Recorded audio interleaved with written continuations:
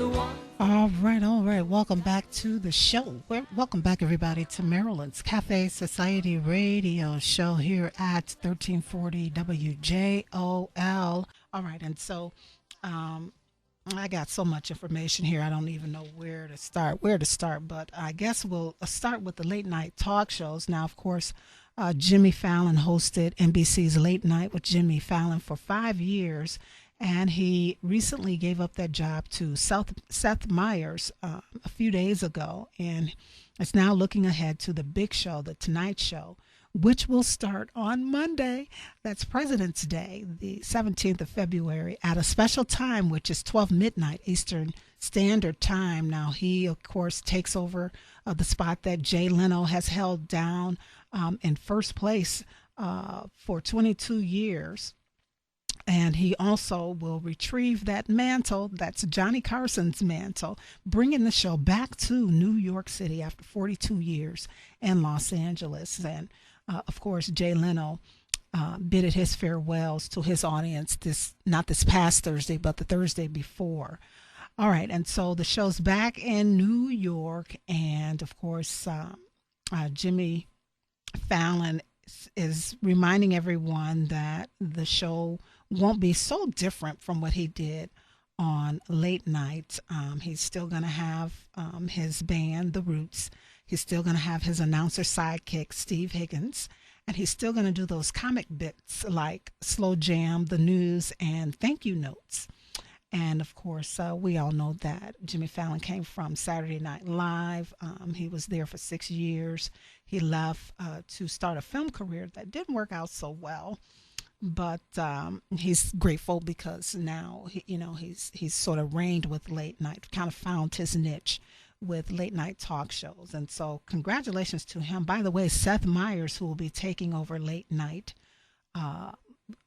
also hails from Saturday Night Live. So good for him as well. And last I checked, Jay Leno is relaxing, enjoying his time off. He's still hitting the comedy circuit and maybe coming to a theater near you really soon. So you might want to stay close to Maryland's Cafe Society Radio Show to find out when that's going to be.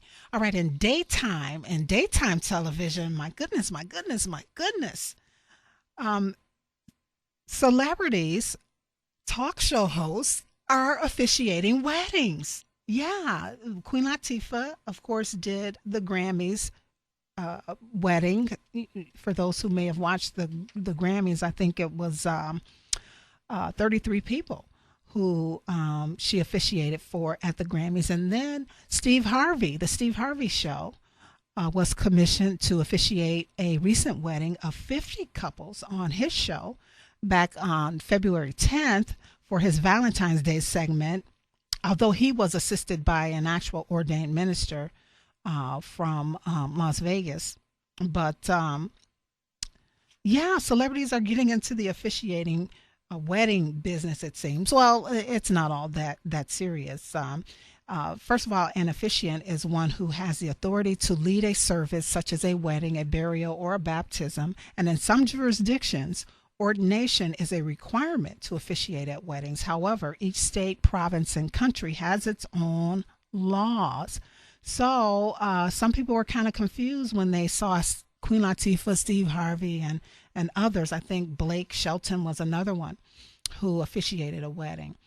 But the confusion is that most people believe an officiant has to be an ordained minister, but that is not necessarily the truth.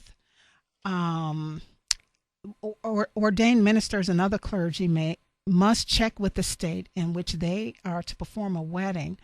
But celebrities can get commissioned to officiate, and in most cases, the commission expires as soon as the ceremony is over. So that kind of explains how that happened and why it happened. And I don't know how the trend even started, but just to give you some other names of famous celebrities who have been commissioned or in some cases ordained. is Blake Shelton, Russell Brand, Lady Gaga, Wendy Williams, Joan Rivers, Conan O'Brien, Barbara Streisand. Hello, the list goes on and on and on. And it's all legal, it's all real. Yeah, well, guys, they wouldn't have it on television if it wasn't authentic and real and legal. So amazing, amazing, amazing. So these couples, these individuals will forever have the story that a Queen Latifah or Steve Harvey or Blake Shelton officiated their wedding. Imagine that. All right. Well, there's some other celebrity news. Of course, we've all been hearing about Justin Bieber. Oh, and by the way, I didn't forget. I know I got cut off from sharing that identical twin story. Yeah, when you're away from the radio for so long, going solo, there are some things that you just forget to do. And it was really, really, really an elementary thing I forgot to do, but we got cut off. Let me just finish that real quick for you for individuals who were listening to it. Those identical twins who found each other, they took that DNA test and it confirmed that they really are identical twins. And they have documented this experience. And so, again, kudos to those girls. Again, Samantha Furtiman, who is an actress living in Los Angeles, and her twin, Anais Bordier, who, of course, is lives in London, England. So they discovered each other and never knew about each other. So this is tremendous, tremendous, tremendous news, and good for them on finding each other. All right, so back to Michelle Obama giving advice to Justin Bieber's mother, because just in doing some research over the past week or so, I ran across a story that said that Patty Mallet, who is the mom of Justin Bieber, is very, very, very concerned about Justin. And I guess First Lady Michelle Obama was doing an interview with a radio station, I believe, on the East Coast this past Monday. And the topic came up. Well, even here on the Cafe Society, Justin Bieber comes up. But during the interview, one of the hosts asked her how would she deal with 19-year-old Justin Bieber. And of course, she said that she would be very, very present in his life right now, and would be probably with him a good chunk of time, just to be there, to figure out what's going on in his head, to figure out who's in his life and who's not, and so forth and so on. Great advice, right? Because a lot of times what happens when our kids, especially when they start driving, and they become legal, and oh my goodness, now some of them can even register to vote. They get, especially the boys, that testosterone gets to kick in, and they really, really start believing that they are fully grown. But we all know that 18, 17, 18, 19, 20, 21-year-old for that matter is not fully grown. So, but what we tend to do, because they're driving, because they're, maybe working part-time jobs, in Justin Bieber's case, he's earning millions and millions and millions of dollars, we let them go because we think they're grown. We think that we've taught them everything they need to know in life, and that they'll remember everything, and that they'll be just fine. But that is not the case. From a spiritual perspective, we really have to be careful with our teenagers, especially in the entertainment industry. You have to just hold them close, because that is the time that they really, really are challenged, or attacked, so to speak. And so I think she gave her great advice in terms of just bringing him back to her, holding him close. He's still a kid. He still needs to grow up. He just needs, and that's basically what she had said to this radio talk show host. And I guess the question came because you remember this, and this is going back maybe a week or two, that there is a petition out there that I guess over 250,000 people have signed so far wanting to deport Justin Bieber back to Canada. But I don't think that that's going to hold any water. Although it is something that I think the president truly has to address at this point, because I think once it gets 100,000 signatures, it becomes, a part of his agenda. So, yeah, what do you think? You think First Lady gave her great advice? I think she did. That's what we need to do. I mean, some kind of way you got to figure out a great balancing act, because you do want them to grow, but at the same time you still got to hold them close because of that critical age. Once they become teenagers, I could just go on and on about some of the things that could happen to them. But yeah, I think she needs to reel him back in. And even, in my opinion, she needs to find out if something traumatic happened with him, because trauma can really do a lot of damage to young people, especially at that tender age of 19. So she needs to find out if some kind of trauma has happened to him that he's not really expressing as well. That's my opinion. So yeah, kudos to the First Lady, and hopefully his mother Patty will be able to reel him back in, because sometimes these guys, with that testosterone, they think that they've grown up and they're fully, they know it all, and they really don't. All right.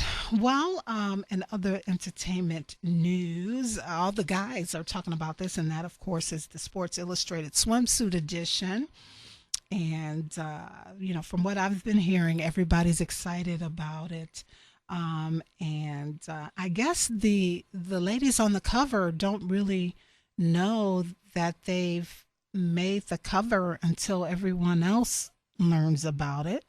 And so, obviously, many of them were very excited to find out that they, made it. And one of the models, of course, is Chrissy Teigen, who is married to John Legend. And I guess he was on one of the television shows, Good Morning America to be exact, performing weddings, speaking of weddings. And the question came up, how what was her reaction when she discovered that she landed the coveted spot of the cover of Sports Illustrated Swimsuit Edition, along with her fellow models Lily Aldridge and Nina Agdal. And of course, he told the truth. He said she cried like a baby. She cried like a baby. So congratulations to her. She's, again, is 28 years old. And not only landed the cover, but made history, becoming a part of the first trio to appear on the cover in 10 years and in the swimsuit issue's 50th anniversary edition. And so they're all excited about it. And fellas, you can look for that magazine to hit the newsstands on Tuesday, the 18th of this month.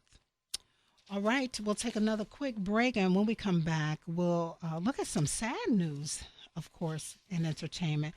And while we're on break, why don't we go ahead and take that first caller.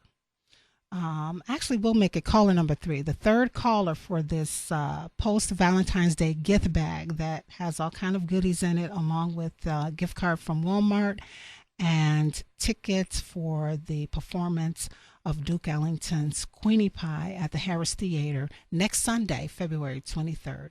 The phone number is 815-254-7300. That's 815-254-7300. The gift bag is yours if you're the third caller. Stand by. All right. Thank you. You're welcome. Thank you. Bye-bye. All right, everybody. Welcome back to the show. Of course, It's Marilyn's Cafe Society here at 1340 WJOL.com.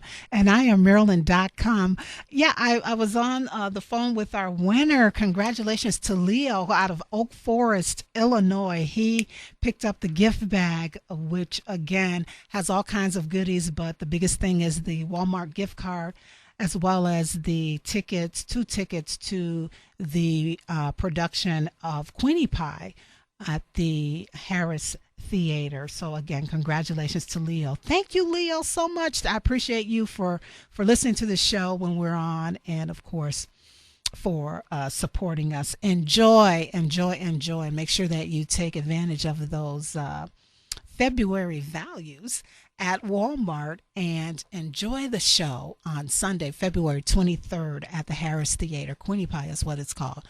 All right, we still have one more that we're going to give away before we sign off today, everyone. So stay close to your radio for that. All right, we got to thank Home Cut Donuts as they supply us donuts, delicious donuts in the studio every week. Everybody here enjoys them, so thank you, Home Cut, for that. All right, so back to entertainment news. It's been a sad week for old Hollywood, as yet another of its greats has fallen. Of course, Ralph Waite of the Waltons died, according to the Hollywood Reporter. He passed away on Thursday, February 13th, at his home in California. He was 85 years old. Of course, he was an Emmy Award-winning actor who was best known for his roles as the Waltons' patriarch and Papa Gibbs in NCIS. And then on February 12th, iconic comedian Pete Seeger died after a struggle with respiratory problems. He was 91. And then we got the big news on Tuesday that Shirley Temple died. She, of course, was the adorable little girl who had grown up. She was 85 years old when she passed away on February 11th in her home in California. Of course, there's a big story about her. She was the most popular child star in the history of Hollywood. She began acting at age 3 and became a massive box office star before she turned 10. She was so popular that even as a child star, she beat out the box office of great adult stars of her time, like Clark Gable and Bing Crosby. Also, it's a funny story out that she was so popular that when she went to see Santa Claus at age 6, he asked for her autograph. All right, and so she retired from movie making at the age of 22. She got married, and then she got involved in politics to some degree as a foreign diplomat. Of course, she's survived by her 3 children, grandchildren, and great-grandchildren. And then back early part of February 2nd, Oscar-winning actor Philip Seymour Hoffman passed away. And then late January, on the 28th to be exact, we got word that American folk singer and social activist Pete Seeger died after a short stay in the hospital. He was 94 years old. And you know Pete Seeger, he has some memorable tunes that he wrote and composed and performed. If I had a hammer, I'd hammer in the morning. Yep. Where Have All the Flowers Gone? Kisses Sweeter Than Wine. He went down in history because he was blacklisted as a communist during a Senator Joseph McCarthy's Red Scare, despite his denials of doing anything un-American. Then he kind of reinvented himself and became a pioneer of protest music.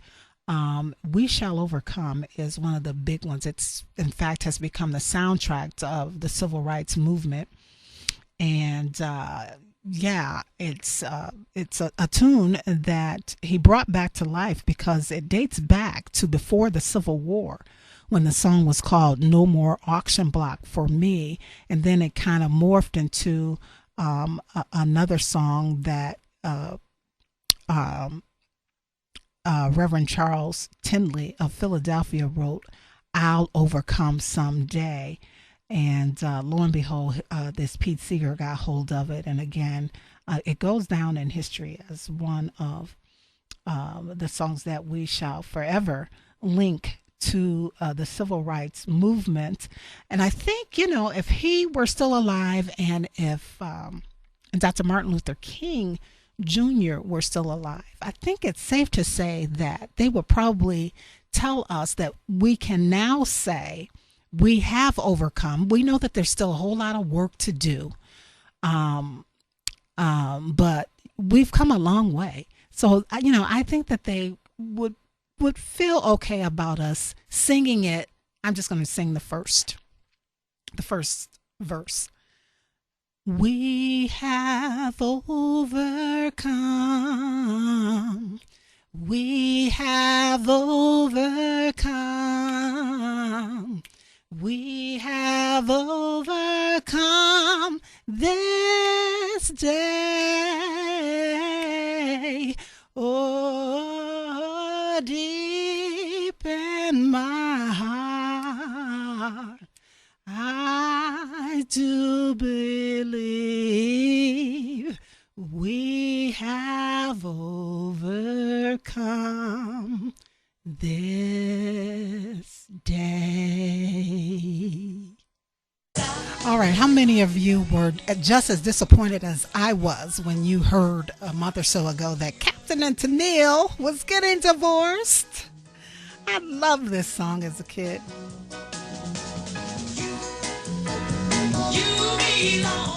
All right. And while we have this softly playing in the background, I need to give away one more gift bag, everybody. One more post-Valentine's Day gift bag. Again, full of goodies, but the most important thing is that Walmart gift card. It's all compliments of Walmart, along with 2 tickets to next Sunday's show of Queenie Pie at the Harris Theater. That's Sunday, February 23rd. I'll take the very first caller right now at 815-254-7300. That's 815-254-7300 for this gift bag. It can be yours right now, everybody. All right, so we have about 3 minutes left in the show, and we'll go to Facebook as well. Well, actually, we'll go ahead and take this caller. Hi there, who's this? Ricardo. Hey, Ricardo, how are you? I'm good, just got out of work. Good. Ricardo, I need you to turn your radio down. I'm getting some feedback. All right, I turned it off. Okay. So congratulations to you. You are the lucky winner of this gift bag that includes a lot of good things, but mainly that Walmart gift card. All right. As well as the tickets to the show at the Harris Theater next Sunday in Chicago. You think you'll be able to make it? Oh, yeah. Awesome. Well, listen, congratulations. Thank you so much for listening to the show and, of course, picking up this gift bag. I know that you will be absolutely happy. You have a young lady in mind that you're going to take with you? My beautiful wife. Yay, good for her. Listen, you guys are going to love it. You're going to love the show. I'm going to put you on hold and get some additional information. But, again, congratulations to you.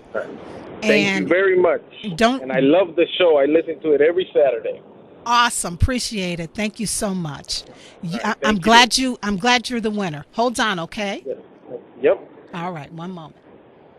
All right, everybody, and there's our winner for that last gift bag that we're going to give away. Now, remember, we're not on the air next Saturday, the 22nd of February, but we will be back March 1st for Women's History Month, so we'll have more giveaways coming then, all right? So make sure you stay tuned in. Of course, all compliments of Walmart, the Joliet area Walmart. We appreciate you. Thank you so much for your support. All right, be sure to check us out at the job fair on Thursday, the 20th of this week.